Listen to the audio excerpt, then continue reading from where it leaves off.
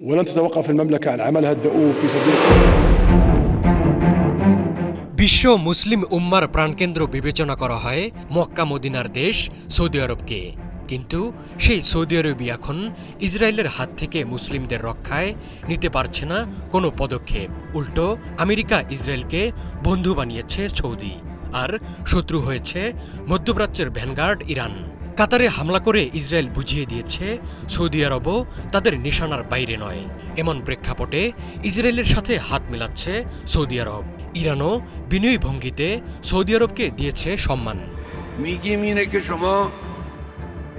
Israeli আগ্রাসন ঠেকাতে এই দুই আঞ্চলিক পরাশক্তির এক হওয়া ছাড়া উপায় নেই। মঙ্গলবার সৌদি আরব সফরে গেছেন আয়াতুল্লাহ খামেনির সিনিয়র উপদেষ্টা আলী লারিজানি। ইরানের ক্ষমতা কাঠামোয় অত্যন্ত প্রভাবশালী ব্যক্তি হিসেবে বিবেচনা করা হয় এই কূটনীতিককে। সৌদি আরবের রাজধানী রিয়াদে সৌদি যুবরাজ এবং প্রতিরক্ষা মন্ত্রীর সঙ্গে বৈঠক করেছেন তিনি।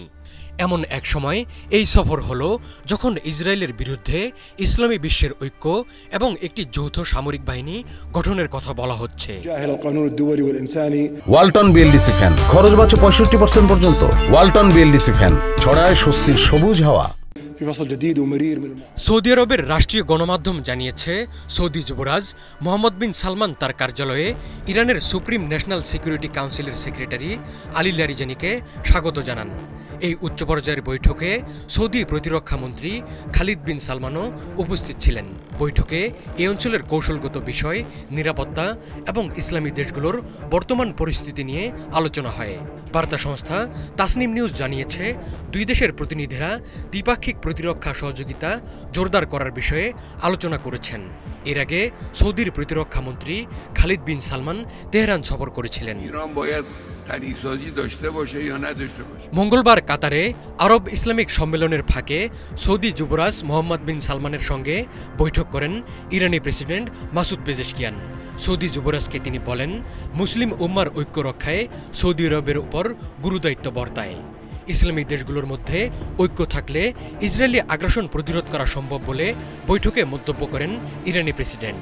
ইরান, সৌদি আরব ও তুরস্কের মতো প্রধান ইসলামিক দেশগুলোর মধ্যে সম্পর্ক বিস্তৃত হয় খুশি হন মোহাম্মদ বিন সালমান।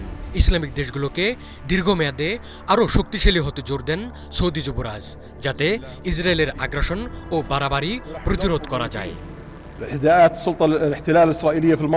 মধ্যপ্রাচ্যে প্রভাব বিস্তার নিয়ে একটা সময় ইরানকে হুমকি হিসেবে বিবেচনা করত সৌদি আরব। বৈরিতার জেরে 2016 সালে নিজেদের মধ্যে সম্পর্ক ছিন্ন করেছিল দুই দেশ। পরে 2023 সালে চীনের মধ্যস্থতায় পুনরায় কূটনৈতিক সম্পর্ক স্থাপন করেছে ইরান ও সৌদি আরব। মধ্যপ্রাচ্যে ইসরায়েলি আগ্রাসন রুখতে যৌথ সামরিক বাহিনী গঠনে বড় ভূমিকা রাখতে পারে এই দুই দেশ।